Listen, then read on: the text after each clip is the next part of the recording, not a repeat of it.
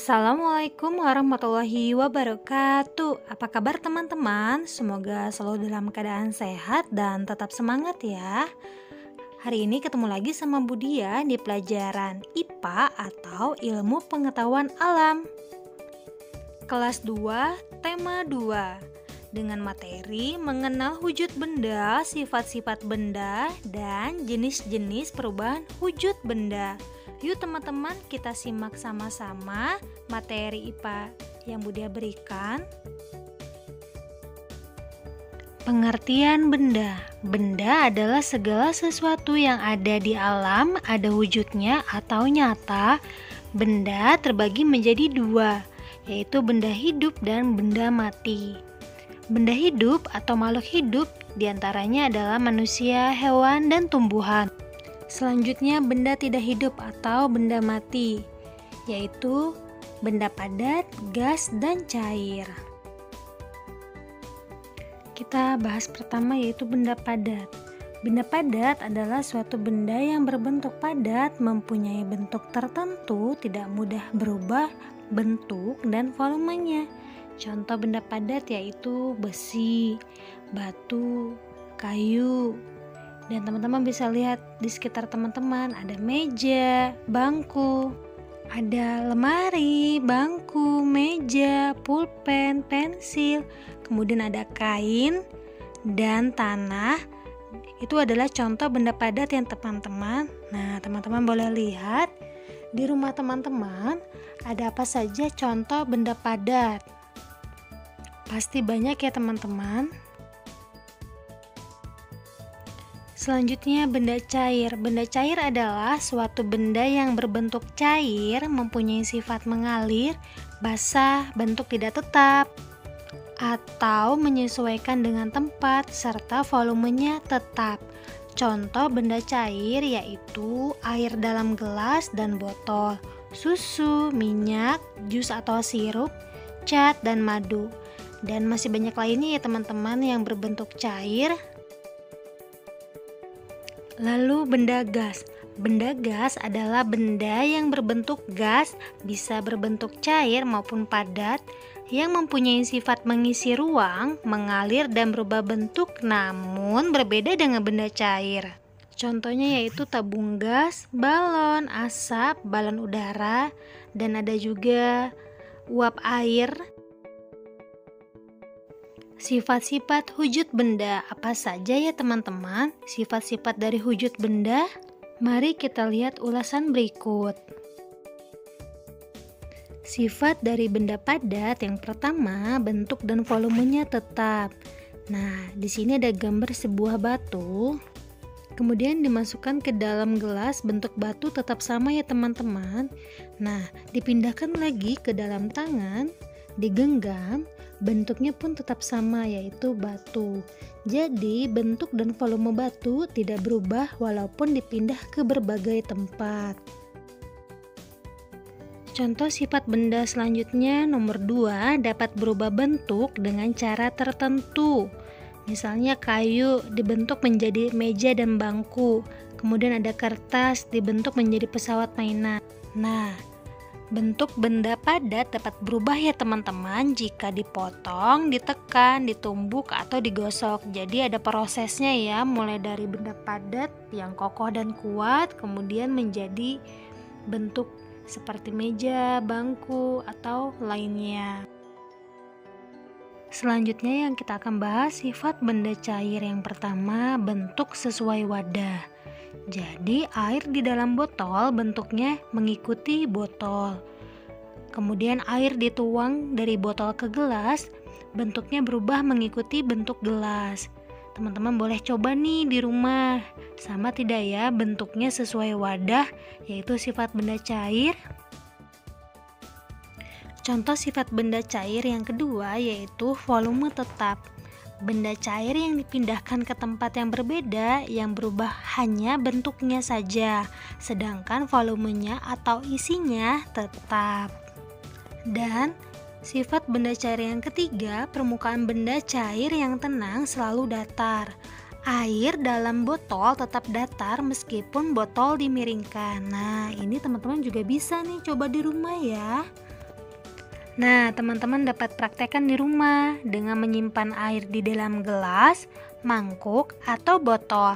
Teman-teman boleh lihat volume atau isi di dalam gelas, mangkuk, dan botol sesuai atau tidak, dan bagaimana cara saat kita miringkan botol. Teman-teman bisa lihat permukaannya datar atau tidak. Oke, teman-teman. Sifat benda cair lainnya yaitu yang keempat, mengalir ke tempat yang lebih tinggi ke tempat yang lebih rendah. Contohnya teman-teman saat menumpahkan air itu pasti jatuhnya ke bawah ya teman-teman. Nah, itu adalah mengalir ke tempat yang lebih rendah. Contoh sifat benda cair yang kelima, menekan ke segala arah. Jadi air itu masuk ke segala arah ya teman-teman, baik dari lubang yang kecil atau yang besar, dia tetap masuk. Kemudian menyerap melalui celah-celah kecil, misalnya teman-teman ngelap air yang tumpah, itu keserap ya teman-teman di kain yang teman-teman elap. Lalu kita ke sifat benda gas ya teman-teman. Yang pertama sifatnya yaitu bentuk dan volume tidak tetap. Bentuk dan volume benda gas berubah-ubah sesuai dengan wadah yang ditempatinya. Seperti kita meniup balon dengan berbagai bentuk ya teman-teman.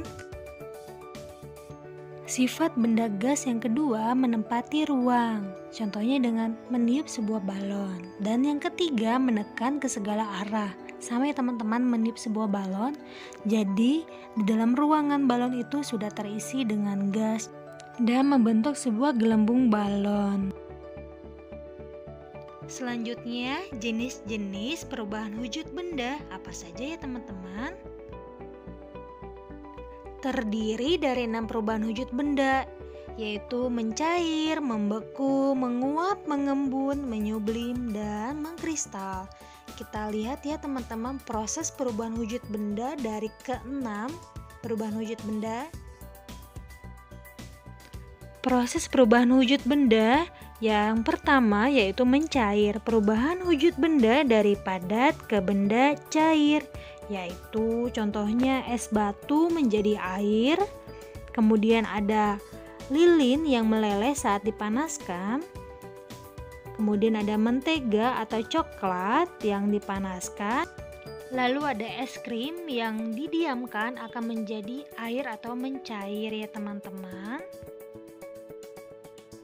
Lalu yang kedua, proses perubahan wujud membeku, yaitu perubahan wujud benda dari cair menjadi benda padat.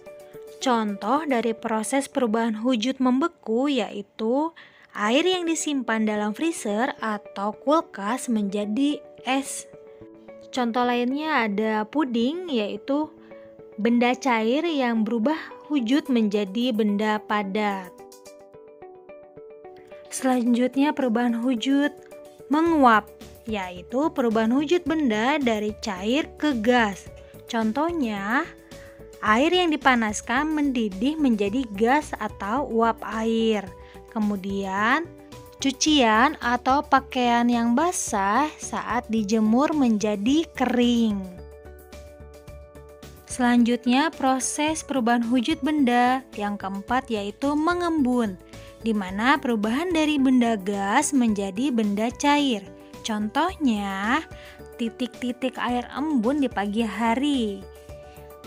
Kemudian ada butiran air yang berada di dinding gelas berisi es. Kemudian ada kaca jendela yang basah karena hujan. Selanjutnya proses perubahan wujud benda yang kelima yaitu menyublim. Perubahan wujud benda padat menjadi benda gas. Contohnya yaitu kapur barus, teman-teman tahu? Di mana kapur barus yang disimpan biasanya di dalam lemari atau kamar mandi lama-kelamaan menjadi habis, di mana benda padat berubah menjadi benda gas ya teman-teman. Selanjutnya perubahan wujud benda yang keenam yaitu mengkristal, di mana perubahan wujud benda dari gas menjadi benda padat. Contohnya berubahnya uap air di udara menjadi salju. Hanya di Indonesia tidak ada musim salju ya teman-teman. Jadi teman-teman bisa lihat dari video atau gambar bentuk dari salju. Ternyata contoh dan sifat dari benda padat, benda gas, dan benda cair ada di sekitar kita ya teman-teman. Dan perubahan wujud bendanya juga kita suka lihat dalam keseharian kita. Baik itu benda cair, benda padat, dan benda gas. Sekian pembelajaran dari Budia. Budia mohon maaf bila ada kekurangan. Terima kasih teman-teman, tetap semangat dan sehat selalu. Sampai ketemu lagi. Wassalamualaikum warahmatullahi wabarakatuh.